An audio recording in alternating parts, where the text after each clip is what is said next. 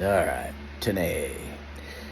Um, it was when I was working for Friendly Cab, and I'm almost positive it was the first run that I got from Flagstaff to Vegas, and it was a pickup from downtown in this old Victorian-looking house. It looked like it had about 10 rooms or something. It was a beautiful house.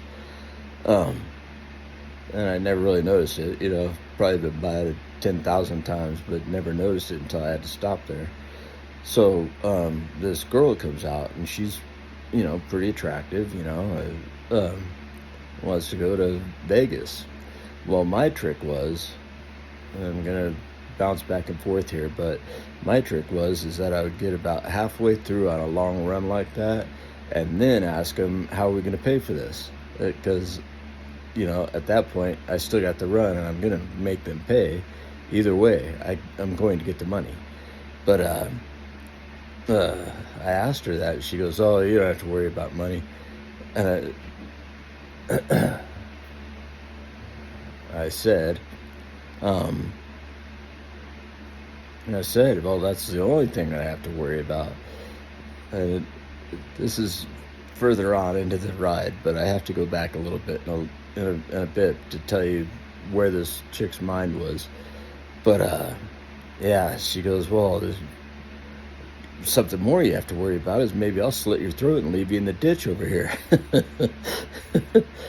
All right, so that was the one of the high points. But before all that, I pick her up, and she gets in, and she first thing I usually say to people when we're going on long runs is, "Hey, you want to stop, get something to drink, snacks or something? It's 4 hours to Vegas. Coffee, whatever." She goes, "Alcohol?" I figure it's 4 hours going to Vegas. Who cares? I'm not drinking. Uh, so she gets, I think it was like a half pint of that 100 proof peppermint schnapps. Pretty sure that's what it was. But she gets that, and then she starts telling me about her life. And I mean, this happened a lot. I got a lot of this. But this chick, she goes, "Yeah, I was at Yale, and I set one of the biggest forest fires in New England, and got burnt for that." But she also touched Napoleon's hair, and that was the second kind of red flag, but the really first big flag, because when people go insane, they usually talk about Napoleon, right? So she says that, and then she also says later on that she was tasked to look at Abraham Lincoln and Mary Todd Lincoln's correspondence, which there was actually a lot, but it's been looked at. I mean, come on, it's been how many years? And people, have looked over these documents a gazillion times. And this is what popped into my head immediately. But she was tasked at Yale to look and see how many times that they called each other by their first name. And that, I mean, also sent me, because Abraham Lincoln's another one of the crazy red flags. So, about Seligman, because when you're going to Las Vegas from Flagstaff, you go Williams, Ashford, Seligman, Kingman. Go north from Kingman into Henderson and Las Vegas. But I asked her about Seligman. How are we going to pay for this? And that's what happened. Well, so I go, "No, I need to know how we're going to do this. What is your plan?" And she goes, "My rich boyfriend," because she's going out there for some bachelor party for one of his buddies, and that's why he's paying for her to go out there. But he's going to pay. He's a rich lawyer, is what she said. I said, "Well, okay, we can do that over the phone. Call him up or give me his number, and I'll call him, and we'll get his credit card number and expiration date and CRV and all that stuff." because back in those days, there was no square. That was the merchant services. So going 75 miles an hour, I had to do this. But I was so used to it. I mean, here I am, you know. So I get his number, and he goes, "What's going on?" I said, "Well, it's getting kind of weird." This is after she drank, and I think it was some kind of alcohol poison, you know, allergy or something.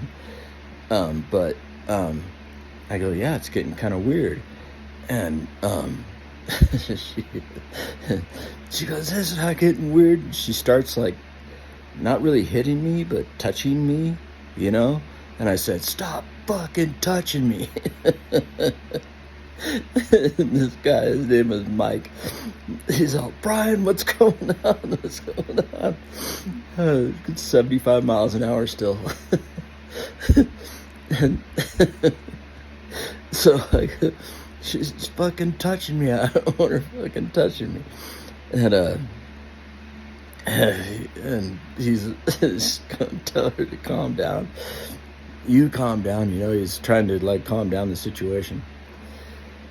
But you know, she does calm down, and then I got all the information and did the transaction, and it was all there, no problem. But I stopped in Kingman. Oh, she wanted to change clothes because she's going to Vegas, and this is after all the weirdness. But I go, "You're not taking off your clothes in the back of my cab. It's just not going to happen." Too much water under the bridge. She started getting mad at me about that. I don't want you naked in my back cab. I don't want you in your underwear. I don't. None of that under a blanket, nothing. You're going to keep your clothes on. So I stopped in Kingman because I didn't want to get her information for me, but I wanted somebody to know who she was in case something happened to me, and tell them the story up until then. So while we're at the cop station waiting for the cops, I see her like looking at me, all staring at me, while she's like carefully taking off her clothes and putting on her clothes. In case I wanted to stop her. Because I was saying, yeah, we could stop at the first casino. You can go in the bathroom or, you know, whatever. I mean, you're not getting naked in my cab. I don't want that. She so instead she did it at the cop station, and then I dropped her off, and everything was everything. You know, got paid. I think it was that one or another one. When I was coming back, I stopped and played video poker and got $400 also on the way out.